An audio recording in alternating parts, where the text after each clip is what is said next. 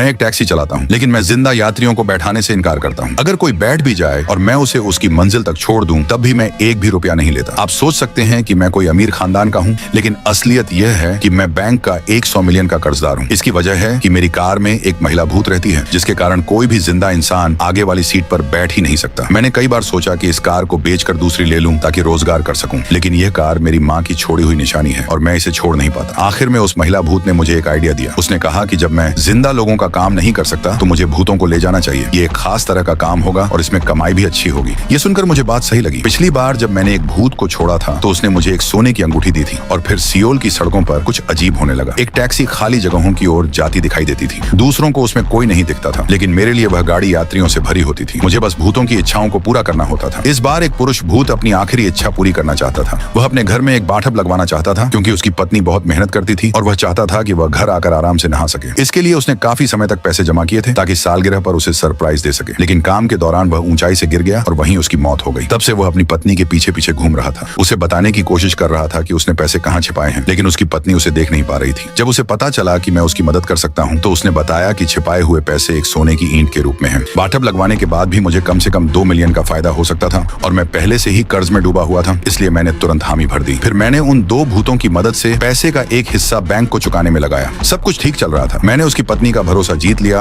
और सफलतापूर्वक सोने की ईंट भी हासिल कर ली। लेकिन उसकी पत्नी थोड़ी उलझन में थी, क्योंकि उसके पास बाथटब के लिए पैसे नहीं थे। तब मैंने उससे कहा कि उसके पति पहले ही इसका भुगतान कर चुके हैं, अब बस इसे लगवाना बाकी है। मेरी बात सुनकर वह पुरुष भूत बहुत प्रभावित हुआ। तभी एक फोन कॉल आया। पता चला कि मृत्यु मुआवजा मंजूर हो गया है। बीमा कंपनी ने उसकी पत्नी को बुलाया ताकि वह आकर दस्तखत करके पैसे ले सके। मैंने तय किया कि मैं उसकी पूरी मदद करूंगा। मैं उसे तुरंत वहां लेकर चला गया। रास्ते में मुझे चिंता थी कि कहीं उसे कोई परेशानी तो नहीं हो रही, क्योंकि जब से भूत मेरी कार में रहने लगे थे, जिंदा लोगों को उसमें बैठते ही अजीब महसूस होता था, लेकिन उसे कुछ भी महसूस नहीं हुआ। हम दोनों हैरान थे। तभी उस पुरुष भूत ने कहा कि यह प्यार की वजह से है। 10 साल से ज्यादा साथ रहने के बाद जीवन और मृत्यु के अलग हो जाने पर भी उसका असर उसकी पत्नी पर नहीं पड़ रहा था। मैं बस बेबस होकर यह सब देखता रह गया।